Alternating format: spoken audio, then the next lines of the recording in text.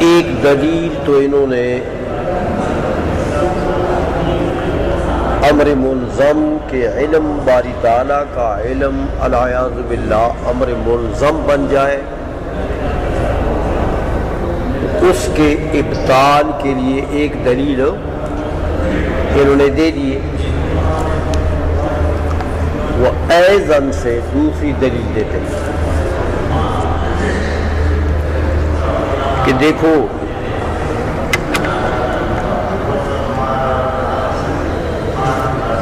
باری تعالیٰ کا علم اگر صفت انضمامی ہو، امر ملزم ہو، تو منظم جو ہے وہ تو منظم الیہ کا غیر ہوتا ہے نا، تو وہ تو ایک اور چیز ہوگی، باری تعالیٰ کی ذات اور چیز۔ یہ منظم جو ہے یہ اس کے ساتھ قائم ہوگا، باری تعالیٰ کی ذات ما قام بھی ہوگی، یہ صفت قائمہ ہوگی۔ اچھا،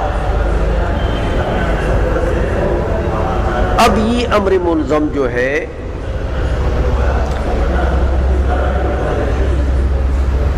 چونکہ یہ باری تعالیٰ کا علم ہے، تو علم باری تعالیٰ تو ہونا یہ چاہیے کہ یہ اول المعلولات ہو۔ یہ باقی چیزیں بھی جو باری تعالیٰ کی ذات کے علاوہ غیر چیزیں ہیں، غیر جتنی بھی ہیں، یہ سب کیا ہے؟ معلولات۔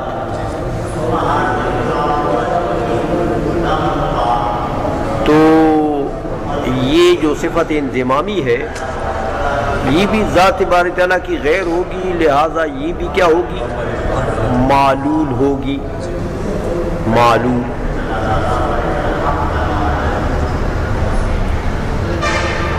تو معلول، پھر معلول کون سا معلول ہوگا؟ یہ اول المعلولات۔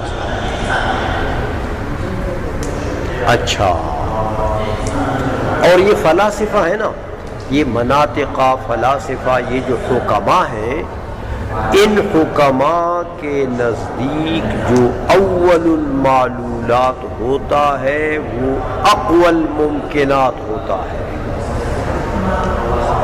معلول تو ممکن ہوگا نا، تو جو اول المعلولات ہوگا وہ کیا ہوگا؟ تمام معلولات اور ممکنات میں سے اقوى۔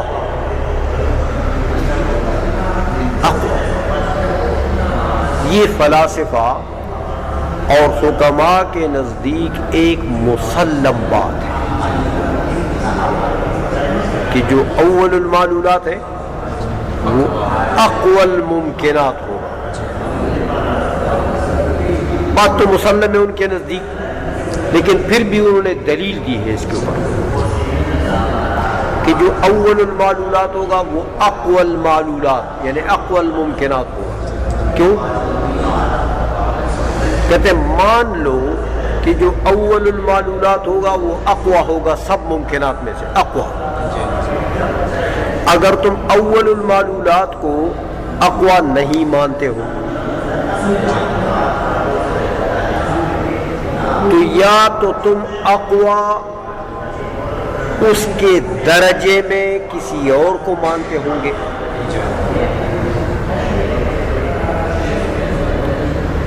یا اقوى المعلولات اس کے درجے سے نیچے مانتے ہوں گے،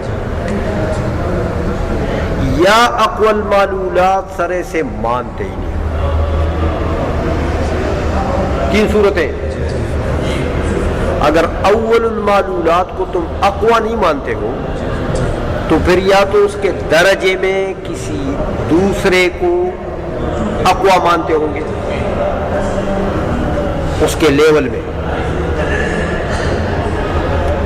یا پھر اس کے نیچے کسی اور معلول کو اقوی مانتے ہوں گے کسی بھی درجے میں، اور یا سرے سے ہاں اقوی ہے ہی، ممکنات میں اقوی۔ یہ تین صورتیں ہیں۔ کہتے دیکھو بھائی پہلی بھی صورت باطل، دوسری بھی باطل، تیسری بھی باطل. تو جب تینوں کو ہم باطل کر دیں گے تو تم کو پتہ لگ جائے گا کہ وہ جو اول ہے وہی اقوا ہے. تو آئیے وہ اقوا جو ہے وہ اس کے درجے میں کوئی اور چیز اگر مانتے ہو، ہاں تو دیکھو بھائی یہ فلاسفہ جو ہے یہ کہتے ہیں کہ اول المعلولات جو ہے اس کے لیے علت کون ہے؟ باری تعالیٰ کی ذات. باری تعالیٰ کی ذات. تو جب اول المعلولات کو باری تعالیٰ نے پیدا کر دیا، اب کل تم پڑھ چکے ہو کہ یہ ممکنات تو بمنزلہ معدات ہے. کیا ہے؟ ہاں، ہر پہلا جو ہے وہ دوسرے کے لیے استعداد رکھتا ہے، معد ہے.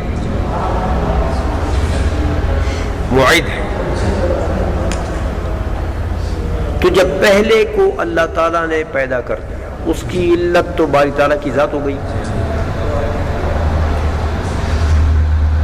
اب دوسرا جب پیدا ہوگا تو دوسرے کے لیے علت معدہ کون بنے گی؟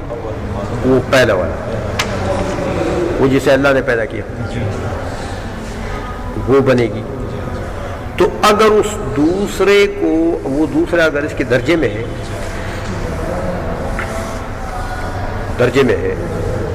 تو اس دوسرے کو اگر تم اقوا مانتے ہو اور اس پہلے کو اقوا نہیں مانتے، تو اقوى المعلولات کون ہوتا ہے؟ جس کی علت اقوا ہو، جس کی علت تو وہ معلول کیا ہوتا ہے؟ اقوا ہوتا ہے. اب اس دوسرے کی علت کیا چیز بنی ہے؟ تو پھر تو اس کا مطلب یہ ہوا کہ وہ اول المعلولات جو ہے نا وہ باری تعالیٰ کی ذات سے اقوا ہے.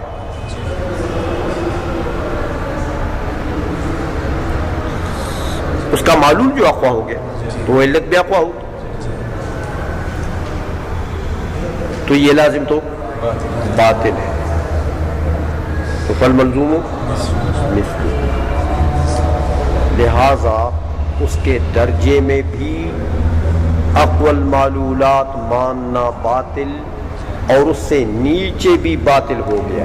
اسی دلیل سے کیونکہ اس کے نیچے آؤ گے، تیسرے، چوتھے، پانچویں، تو آخر اس کو اقوى المعلولات مانو گے تو اس کی علت کو پھر اقوا مانو گے. تو اول المعلولات جب اقوا نہیں تھا تو وہ اس لیے اقوا نہیں ہوگا کہ اس کی علت ضعیف ہوگی، یہ اس لیے اقوا ہوگا کہ اس کی علت قوی ہوگی. تو لازم آ جائے گا کہ غیر باری تعالیٰ سے اقوا ہے. تو یہ لازم تو باطل ہے. فالملزوم، لہذا اقوى المعلولات جو ہے وہ نہ اس اول المعلولات کے صف میں ہو سکتا ہے، نہ اس کے نیچے ہو سکتا ہے. اچھا، یہ دو شقیں تو باتیں. اب اگر تم کہتے ہو کہ یار پرے کرو، نہیں، کوئی معلولات میں سے کوئی اقوا نہیں ہے، معلولات میں سے کوئی اقوا، سب ایک برابر، سب معلولات، تو پھر تو لازم آ جائے گا کہ یہ باقی علل جو ہے یہ بھی باری تعالیٰ کے برابر ہو جائے، کیونکہ اول المعلولات کو اقوا نہیں مانتے ہو. تو اول المعلولات اور ثانی، ثالث، رابع وغیرہ سب کو ایک مرتبے میں مانتے ہو کہ ان میں اقوا کوئی بھی نہیں، سب ایک مرتبے میں. تو ثانی کے لیے علت پہلا، ثانی علت ثالث کے لیے ثالث علت ہے. تو یہ سب ایک دوسرے کے لیے معدات اور علل بن رہے ہیں نا. تو جب یہ سب ایک برابر ہے تو اس کا تو مطلب یہ کہ یہ باقی علل ممکنہ جو ہیں یہ باری تعالیٰ کی ذات کے برابر ہو گئی.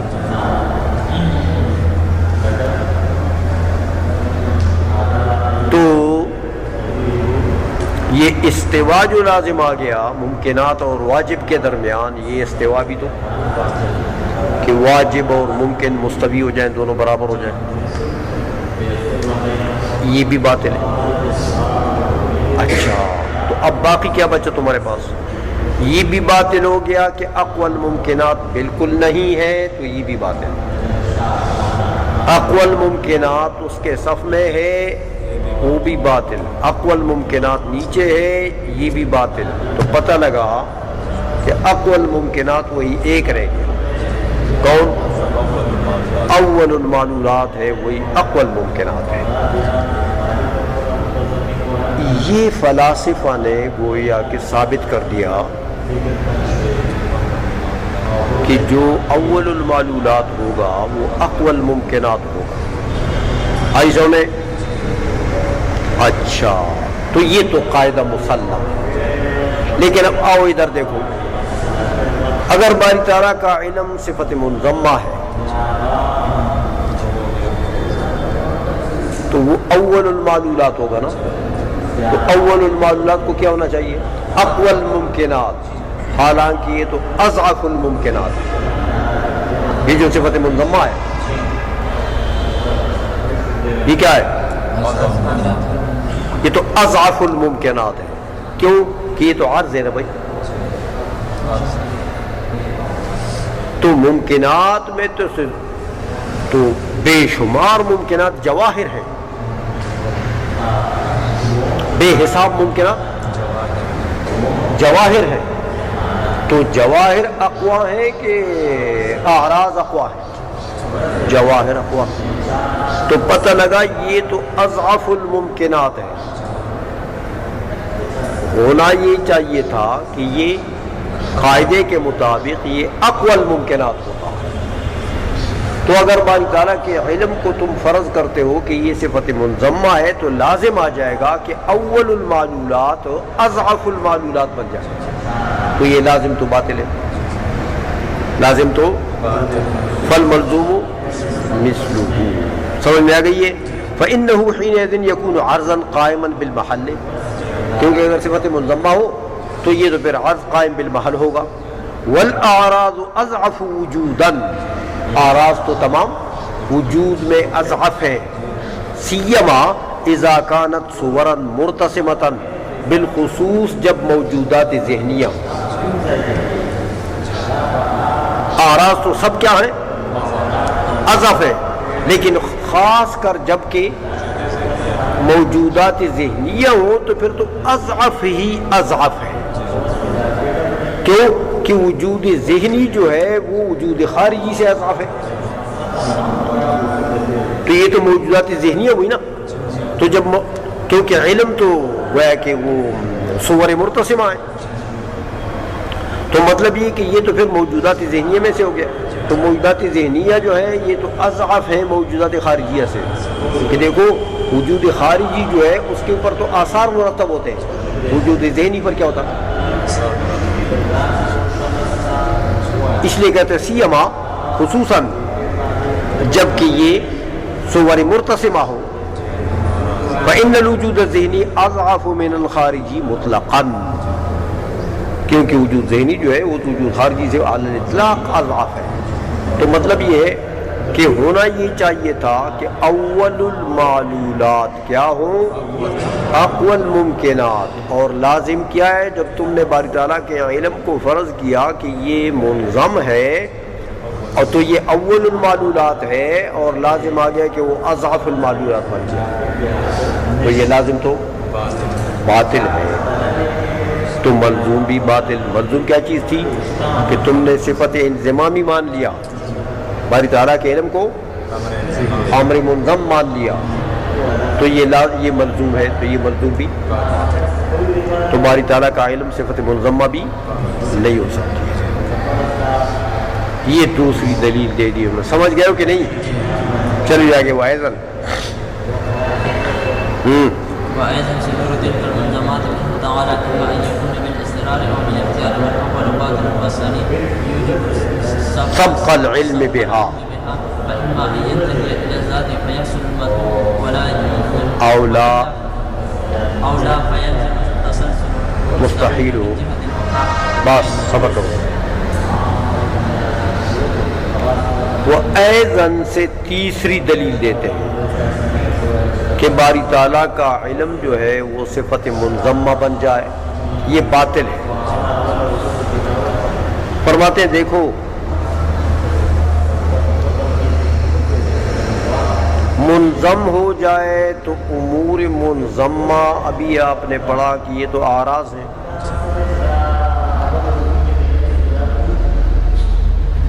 تو باری تعالیٰ کے جو علوم ہیں یہ کیا ہوں گے؟ یہ باری تعالیٰ کے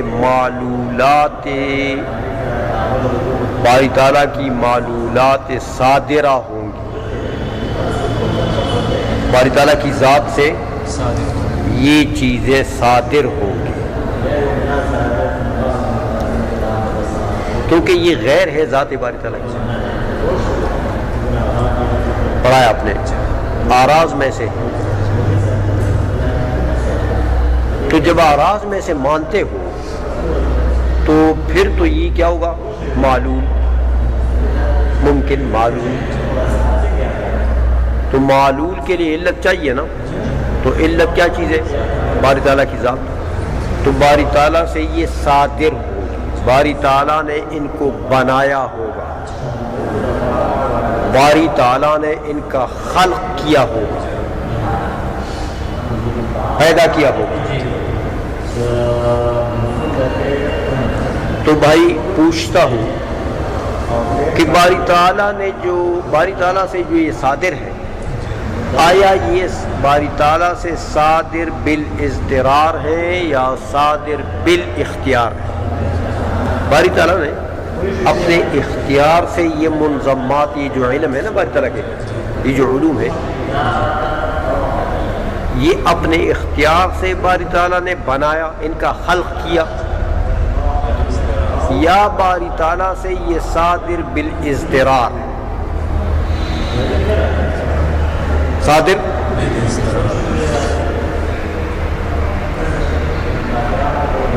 مطلب یہ ہے کہ اس میں اختیار نہیں ہے. ہاں تو صادر بالاضطرار میں یہ ہوتا ہے کہ اس میں جو چیز صادر ہو رہی ہے نا بالاضطرار، اس کا علم سابق نہیں ہوتا. وہ پہلے سے معلوم نہیں ہوتا کیونکہ وہ تو بالاضطرار صادر ہو گیا تو بس ہو گیا. وہ پہلے سے معلوم تو نہیں تھا. سمجھائیے. اور صادر بالاختیار جو ہوتا ہے اس کا سابقاً علم ہوتا ہے، اس کا علم سابق ہوتا ہے. تو کہتے ہیں کہ یہ پھر پوچھتا ہوں میں کہ جب باری تعالیٰ سے یہ صادر ہے تو صادر کی یہ دو قسمیں، یا بالاضطرار یا بالاختیار. کہتے ہیں بھائی والاول باطل، یہ مان لینا کہ باری تعالیٰ ان صفات منظمہ کے صدور میں مضطر ہے العیاذ باللہ، یہ تو بات ہے کہ یہ چیزیں، یہ سب علوم باری تعالیٰ سے صادر بالاضطرار ہوں. تو اس کا تو معنی یہ کہ باری تعالیٰ کو ان کا پتہ ہی نہیں ہوگا اور یہ صادر ہو گئی.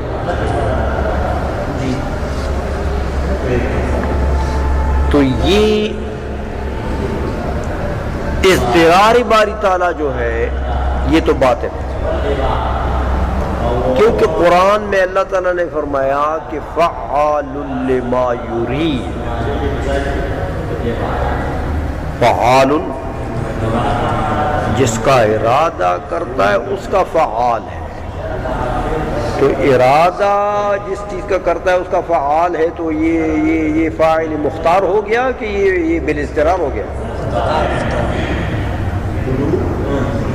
تو دلائل سے ثابت ہے کہ باری تعالیٰ کسی چیز کے صدور میں مضطر نہیں ہے، باری تعالیٰ فاعل مختار فاعل، اس لیے کہتے ہیں وَلَوْلُ باطل، بالاضطرار صدور تو باطل ہے. ہاں والثانی یوجب سبق العلم بها، اور اگر صادر بالاختیار مانتے ہو تو دیکھو ان انضمامات کے صدور سے پہلے باری تعالیٰ کو یہ سب صفات منضمہ معلوم ہوں گی، ان کا علم ہوگا باری تعالیٰ کو، کیونکہ جو صادر بالاختیار ہوتا ہے اس کا علم پہلے ہوتا ہے. تو ان صفات انضمامیہ کو تم باری تعالیٰ کا علم قرار دیتے ہو نا.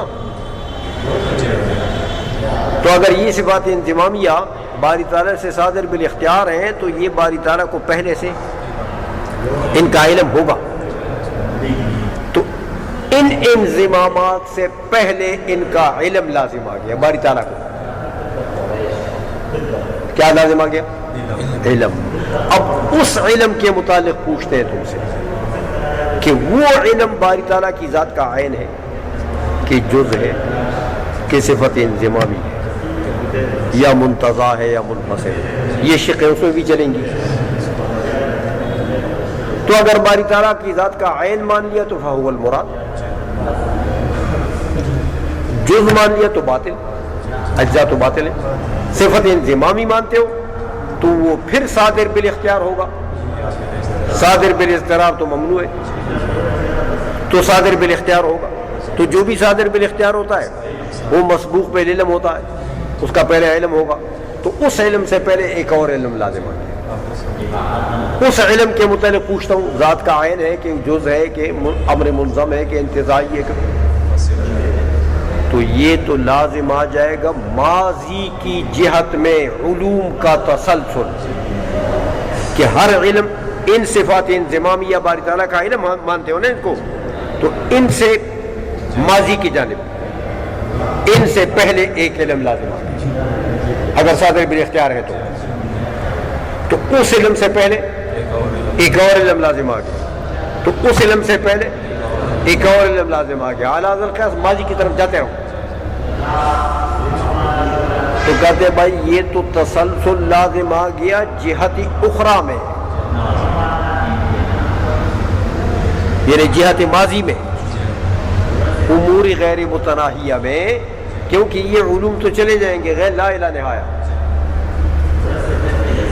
تو تسلسل لازم آ گیا ہاں ماضی کی جانب میں، علوم غیر متناہیہ مرتب ہوں گے، مرتب.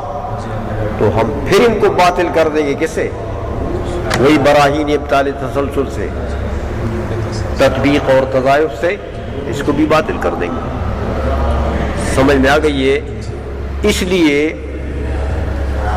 ترجمہ کرو اس کا، وَأَيْضًا صدور تلک المنظمات منہ تعالی، وہ جو منظمات ہیں ان کا صدور باری تعالیٰ سے، اما ان یکون بالاضطرار او بالاختیار، یا وہ بالاضطرار ہوگا یا بالاختیار ہوگا. والاول باطل، بالاضطرار تو باطل ہے کہ باری تعالیٰ فاعل مختار ہے، وہ مذلل بات ہے. والثانی، اور اگر بالاختیار ہے تو یوجب سبق العلم بہا، ہاں یہ تو واجب کر دیتا ہے اس کو کہ بھائی ان انضمامات سے پہلے باری تعالیٰ کو ان کا علم ہوگا. تو ان کو علم فرض کیا تھا نا تم نے، تو اس علم سے سابق علم ایک اور لازم آ گیا. فَإِمَّا أَن يَنْتَهِيَ إِلَى الذَّاتِ، وہ علم یا تو منتہی ہوگا ذات کا. کیا مطلب؟ یعنی اس کو ذات کا عین مانو گے تو فَيَحْصِلُ الْمَطْلُوبُ، اگر ذات کا عین مانتے ہو تو یہی مطلوب ہے. او لا، یا عین ذات باری تعالیٰ نہیں مانو گے تو پھر یا جز مانو گے یا امر منظم مانو گے وغیرہ وغیرہ، تو فیلزم التسلسل المستحیل من جہت اخرى، تو ایک اور جہت سے تسلسل مستحیل لازم آ جائے گا۔ آئی سمجھ میں؟ یہ دو دلائل انہوں نے دیے، اور آج اس بات پر کہ باری تعالیٰ کا علم جو ہے وہ صفت انضمامی نہیں ہو سکتی۔ سمجھ میں آ گئی ہے؟ تو مطلب یہ کہ عرض کی دو قسمیں تھی کہ باری تعالیٰ کا علم جو ہے وہ عرض ہو جائے، یا صفت منضمہ انضمامی عرض یا انقضائی عرض۔ تو یہ انضمامی کے اوپر کے ابطال کے اوپر کتنے دلائل آ گئے؟ 3 دلائل انہوں نے یہاں تک دے دیے۔ ہو گیا؟